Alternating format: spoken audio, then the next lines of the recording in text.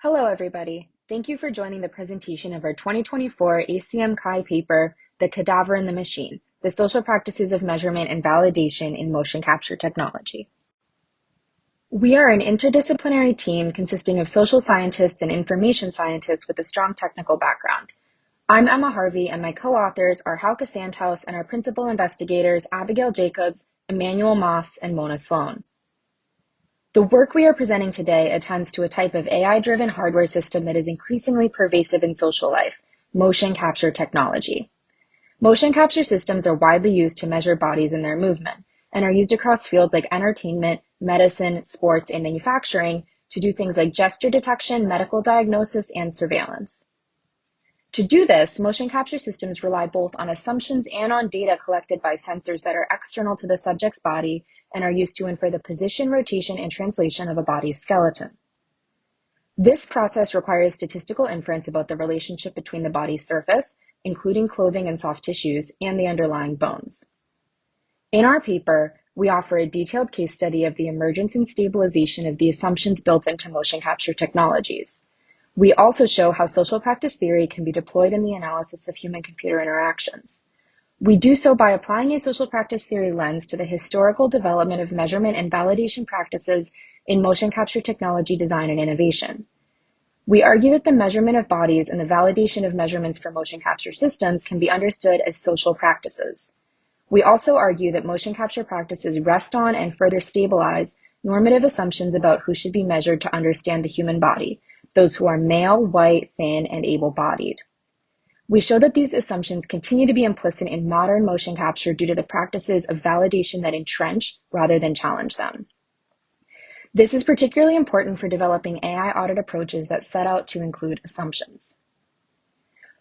We conducted a systematic literature review following PRISMA guidelines. This surfaced 11,352 papers, which we iteratively filtered for title, abstract, and full text relevance until we were left with 254 papers. We supplemented this group with an additional 24 papers surfaced through citation mapping. Our final dataset consisted of 278 papers. We then recorded relevant metadata, such as error measured or validation approach used for each paper. How do we conceptually get at the stabilization of assumptions in AI-driven motion capture systems? The analytical frame we deploy is called social practice theory. Rather than taking an object, an individual, or a system as a unit of inquiry, social practice theory focuses on behaviors and activities that span across communities and across time. Every social practice consists of three types of elements: materials, competences, and meanings. Materials are objects, technologies, infrastructures, and tools. Competences are physical and mental skills, and meanings are the social and symbolic significance, convention, or belief at play. The elements of social practices shape each other over time. The emphasis is on understanding how stability and change emerge in the process of the elements of a social practice linking up or breaking apart in specific cultural contexts. All socio-technical practices like motion capture inherit assumptions baked into earlier versions of elements. These assumptions spread and solidify as the practice evolves. For example, the social practice of driving has inherited the assumption that the body of a vehicle ought to look like a horse-drawn carriage, or that we ought to measure the strength of an engine in terms of horsepower. Different social practices can share one or more elements, creating an evolving nexus of practices. For example, the social practice of cooking is related to the social practice of shopping, keeping healthy, or homemaking. The socio-technical practice of motion capture is comprised of multiple other practices too, particularly measurement and validation. Measurement is concerned with the standardization of generating quantitative knowledge and quantifying known sources of error. The materials in the measurement practice include sensors, bodies, software, and recording studios. The competence is applying an agreed-upon metric to bodies in space using tools. The meaning is creating representations of bodies in space. The social practice of validation is concerned with the conformity to or violation of standards for generating quantitative knowledge based on previously established measurement practices. In other words, identifying and managing errors. The materials of validation practice in motion capture include statistical models of bodies and movement. The competence is applying an agreed-upon framework for evaluating a specific set of measurements. The meaning is improving motion capture technology by evaluating a set of measurements to ensure that they are a reasonable proxy for the real world. In both the practice of measurement and the practice of validation, assumptions are most prominently revealed through errors. This is because what is considered an error at any point is a locus of attention to what can be controlled and minimized through measurement and identified and managed through validation. Different types of errors documented in different moments in time index the agreements and concerns that accompany specific sets of assumptions about what is relevant to the system. Therefore, errors and the documentation of their evolution should be a key focus when working to understand stabilization and change in measurement practice and validation for motion capture technology. Our analysis revealed what we categorize as 3 eras in the history of motion capture research: foundation from 1930 to 1979, standardization from 1980 to 1999, and innovation from 2000 to present. We find that each era centered on a subset of 6 error types: anthropometric errors, error in body segment parameter estimation, marker placement errors, soft tissue artifacts, instrument errors, and algorithmic errors. In each of the 3 eras, technological advances provided new materials for measurement, and contemporaneous researchers developed new competences in making inferences about the human body. As a result, each era introduces a different set of assumptions underlying the meanings of modern motion capture, and each era measures a different subset of error types corresponding to these assumptions. In the foundation era, motion capture is exclusively evolving around anthropometry, i.e. the measurement of bodies. Validation practices exist, but they are not integral to the practice of motion capture. Error measurement during the foundation era is concerned with anthropometric measurement and the estimation of body segment parameters. In the standardization era, practices of measurement and validation begin to converge in motion capture, particularly around the meaning of measuring bodies for the design and improvement of motion capture technology. Error measurement during the standardization era is concerned with marker placement, soft tissue artifacts, and instrument errors. In the innovation era, practices of measurement and validation are closely converging around the meaning of motion capture generally. Both constitute what it means to do motion capture. Measurement and validation practices in this era focus primarily on measurement of algorithmic errors and the validation of novel systems. Let's take a deep dive into body segment parameterization. The earliest influential findings on body segment parameters come from research funded by the U.S. Air Force and therefore conducted on subjects who were exclusively male, overwhelmingly white, and typically of slender or athletic builds.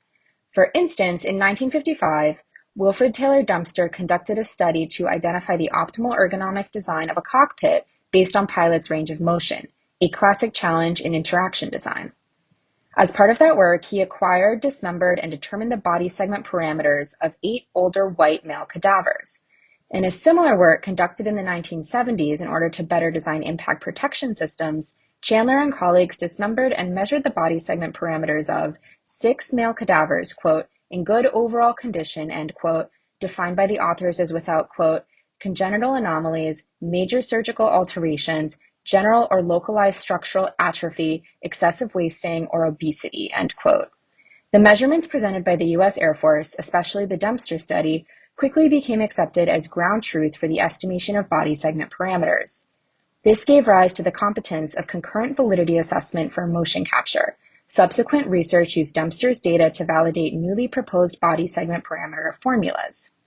Instead of requiring cumbersome limb volume measurements, these new formulas relied on strong simplifying assumptions about the human body, specifically that body segments are rigid and have uniform densities, and then compared their results to Dempster's in order to show that they were valid.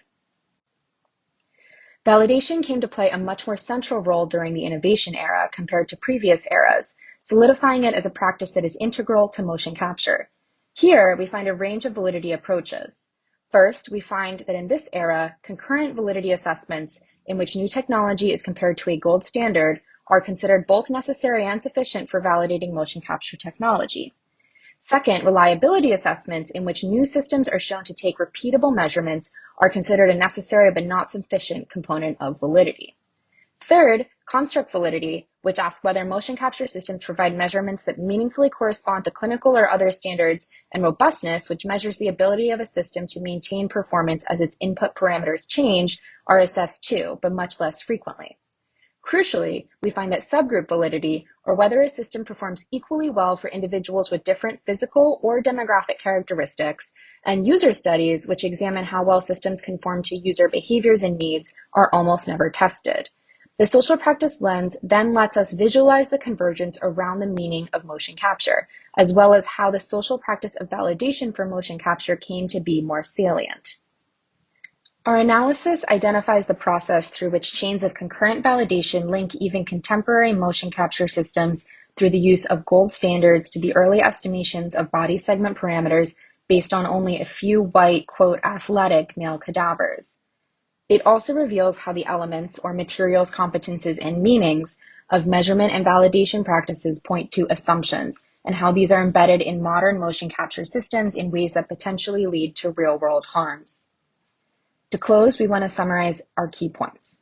First, a social practice theory approach allows us to reveal assumptions and examine how they have become stabilized and infrastructural as part of technology design. This lens allows us to understand how assumptions achieve significance and permanence in socio-technical systems, how they get hidden in hardware, and how they could potentially cause harms. Second, attention to the social practices of measurement and validation is of critical importance as motion capture approaches proliferate. Algorithmic systems that use gold standard approaches to validate their outputs propagate the forms of validity held by that gold standard.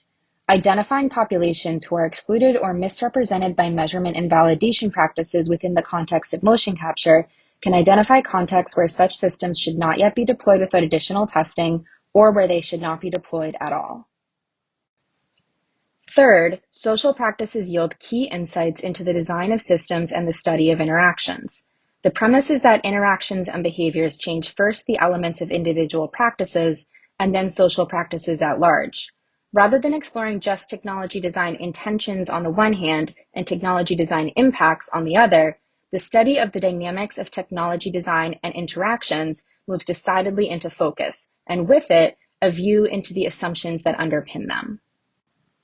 And fourth, interrogating social practices of measurement and validation, the assumptions about what constitutes measurement, error, and validity can contribute to socio-technical audits of technology to ensure it has adequate epistemological grounding for its context of use.